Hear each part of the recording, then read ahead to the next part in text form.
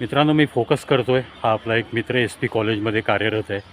पण त्याचं हे ओझं घेऊन जाणं आणि त्याचा चेहरा, त्याच्यावरच्या विवंचना ह्या वाचल्यानंतर मला राहवलं नाही आणि म्हणून आपण त्याच्याशी थोडा संवाद साधणार आहोत. मला माहिती नाही तो कोण आहे, पण तो इथे एस पी कॉलेजमध्ये मला भेटलेली एक व्यक्ती आहे. तो इथं काम करतो आहे असं दिसतं आहे. चला आपण त्याला त्याचं नाव गाव विचारूया. नमस्कार. नमस्कार साहेब. थोडंसं इथे ठेवाल ते पोतं, म्हणजे तुम्हाला ओझं घेऊन बोलत उभं नाही करणार मी. मी कवी प्रवीश यूट्यूब चॅनलवर तुमचं मी स्वागत करतो. नमस्कार. तुम्ही आत्ता जे खांद्यावर इतकं हे ओझं आणलं आहे, हे म्हणजे तुम्ही इथं काही कार्यरत आहात, काम करताय? नाही हा एस पी कॉलेजचा भाग आहे. हो. तर कॉलेजचे तुम्ही एम्प्लॉई आहात का? नाही, कॉलेजचे नाही. कॉलेजचे सेवक नाही आहेत. नाही. मग हे काय तुम्ही म्हणजे इथं काय करताय? आम्ही ह्या एजन्सी थ्रू थोडं जोरात बोलाल.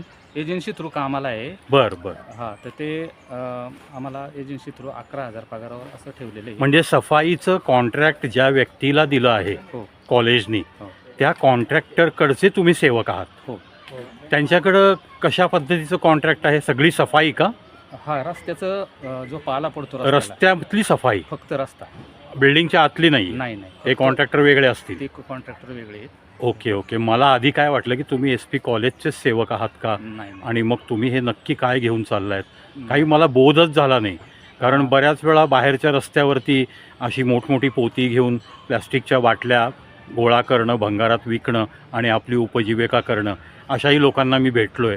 पण ह्या एस पी कॉलेजमध्ये असं दृश्य बघून माझं जरा कुतूहल जागं झालं. तुमचं नाव सांगाल पूर्ण? मी मुळशीचा आहे. हां. गणपत जोरी. गणपत जोरी.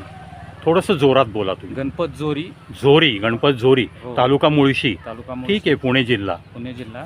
माझं शिक्षण झालं 12वी. 12वी पास आहात तुम्ही? 12वी पास आहे. बरं. पण दुसरीकडे कुठे काही नोकरीचा प्रयत्न केला नाही?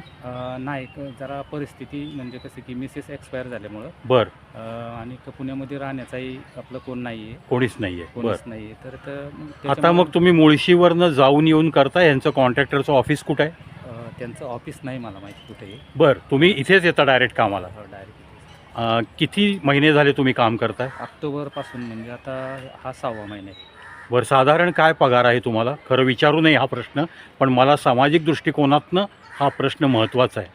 आम्हाला 11,000 म्हणून पगार सांगितलेला आहे. तुम्ही 12वी पास आहात आणि फक्त महिन्याला 11,000 पगारावर हे स्वच्छतेचं काम करताय. हो. म्हणजे रस्त्यातला तुम्ही कचरा गोळा करून अशा पोत्यामध्ये भरून तुमच्या त्या जे काही ठिकाण तुमचं ठरलं आहे डेपो कॉलेजमधला, हो. त्या डेपोपर्यंत नेऊन तुम्ही टाकायचा. हो, बकेटमध्ये बसत नाही एवढा. असंच कामाचं स्वरूप आहे ना? हो, बरोबर. हा, बरोबर आहे. बकेट तुम्ही किती वेळा आणणार आणि किती वेळा नेणार? बकेट काय 10-20 आणण्यापेक्षा पोत्यामध्ये भरलं की त्याच्यामध्ये 4-5 हे. मग अशा तरी मी तुम्हाला आत्ता पाहिलं, तुमच्या दुसरी खेप आहे ही. तिसरी खेप आहे. तिसरी खेप आहे? बापरे. मी आल्यापासून मी 2 खेपा बघितल्या. माझ्या यायच्या आधी अजून एक खेप झाली. हो. मला मुख्य समाजाला हाच संदेश द्यायचा आहे.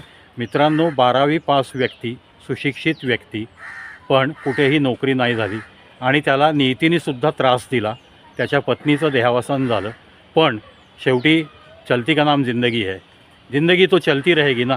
त्याला ते जीवन त्याचं ओढून न्यायचं आहे, म्हणून त्यांनी या कामाला कुठल्याही प्रकारे हलकं न समजता या एस पी कॉलेजमध्ये कचरा गोळा करण्याचं एका कॉन्ट्रॅक्टरकडे मिळालेली नोकरी, हा आपला काय नाव म्हणलं तुम्ही?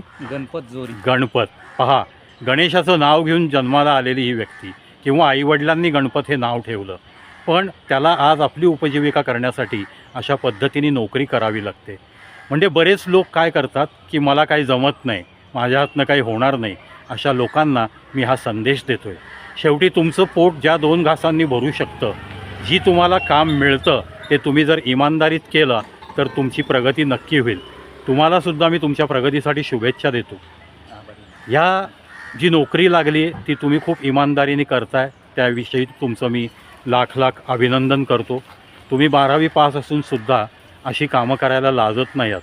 आता तुमच्या माहितीसाठी सांगतो मी, तुम्ही तर फक्त 12वी आहात, पण याच कॉलेजमध्ये किंवा अशा कॉलेजमध्ये डबल ग्रॅज्युएट झालेल्या मुलांना मुलींनासुद्धा नोकऱ्या उपलब्ध नाही आहेत. त्यांनासुद्धा हलकी कामं करावी लागतात. ते सुद्धा लाजत नाहीत, तेव्हा तुम्ही लाजण्याचं कारणच नाही. शेवटी ज्या गोष्टी करताना आपलं पोट भरलं जातं, ज्या गोष्टींचा आपल्याला पगार मिळतो, आपल्या कुटुंबाला आपण 2 घास देतो, ती कोणतीही गोष्ट असो त्याच्यात लाजायचं काही कारण नाही. या मताशी तुम्ही सहमत आहात? हो, सहमत. ओके. तुमच्या कॉन्ट्रॅक्टरचे तुम्ही आभार मानू इच्छिता? हो, आभार मानू इच्छितो. कारण कुठेही का म्हणजे परिस्थिती अशी आली की त्या परिस्थितीमध्ये कुठेही नोकरी म्हणजे पुण्यासारख्या ठिकाणी आपलं कुणी ओळखीचं नाही किंवा राहायची सोय नाही. परंतु त्यांनी मला कामावर ठेवलं, तर मी त्यांचा आभारी आहे की माझं कुठंतरी काही का होईना हे चालू झालं, माझं रोजीरोटी चालू झाली. बरोबर, अगदी बरोबर. म्हणजे पहा मित्रांनो, ज्याने आपल्याला रोजीरोटी दिली आहे त्याच्याविषयी कृतज्ञता व्यक्त करण्याची सुद्धा या व्यक्तीकडे, या गणपतकडं सत्सत विवेक बुद्धी दिली आहे. खरं तर गणपत हे नावच गणेशाचं नाव आहे. तो बुद्धीचा दैवत आहे, ते आपलं सगळ्यांचं आराध्य दैवत आहे. गणपतीला आपण नमन केल्याशिवाय कुठल्याही कार्याची सुरुवात करत नाही. गणपत, मी तुला इतकंच सांगू इच्छितो, जी काही तुझी सुरुवात झाली ही छोटी सुरुवात आहे, पण तुझ्या आयुष्यात तुला अजूनही चांगले दिवस येतील याच मी तुला शुभेच्छा देतो. कारण गणपत, कोणत्याही मोठ्या गोष्टीची सुरुवात ही छोट्याशा झऱ्यापासून होते. मोठमोठ्या नद्या ज्या दिसतात ना, त्यांचे उगमस्थान तुला माहीत असेल तर ती एक छोटीशी धारा आहे. त्यामुळं ही तुझ्या जीवनातली ही छोटीशी धारा आहे. या तुझ्या जीवनात तू मोठी नदी बनणार आहेस, त्याची ही सुरुवात आहे. कारण खूप मोठ्या लोकांची सुरुवात या तुझ्या कामातनं सुरू झालेले असे अनेक लोक आहेत. तसंच तुझंही आयुष्य छानपैकी घडावं, तुला लाख लाख शुभेच्छा द्याव्यात म्हणूनच तुझ्या कामातनं तुझा मी हा 5-7 मिनटं वेळ घेतला आहे. तू मला वेळ दिला त्याबद्दल धन्यवाद. आणि तुझ्याद्वारे मला समाजाला हा एक संदेश द्यायचा होता की कोणतेही कष्ट करायला माणूस कितीही शिकलेला असला तरी त्यांनी लाजलं नाही पाहिजे. तरच त्याची उपजीविका, त्याच्या कुटुंबाचा चरितार्थ तो चालवू शकतो. हे अगदी निर्विवाद सत्य आहे. आणि हे सत्य सांगण्यासाठी गणपत तू मला मदत केलीस, समाजापर्यंत हा संदेश पोहोचवण्यासाठी तू मला वेळ दिलास, त्याबद्दल पुन्हा एकदा धन्यवाद. आणि तुझ्या कॉन्ट्रॅक्टरला मी विनंती करेन की इतक्या चांगल्या विचारांचा व्यक्ती तुमच्याकडं कामाला आहे, त्याला नक्कीच तुम्ही हात दिला आहे, त्याबद्दल तुमचे आभार मानतो.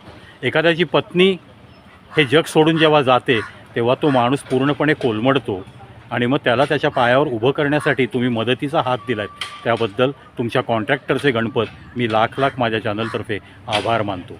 आणि पुन्हा एकदा तुझेही आभार, तुलाही लाख लाख शुभेच्छा अर्पित करतो आणि इथंच थांबतो. डोंट बी नर्वस, एक दिवस तुझा पण उजाडेल. खूप चांगलं आयुष्य तू जगशील. आज जे तुझ्या पाठीवर ओझं आहे, या ओझ्यातनंच तुझ्या जीवनामध्ये सोनं निर्माण होईल, अशाच मी शुभेच्छा अर्पित करतो. धन्यवाद.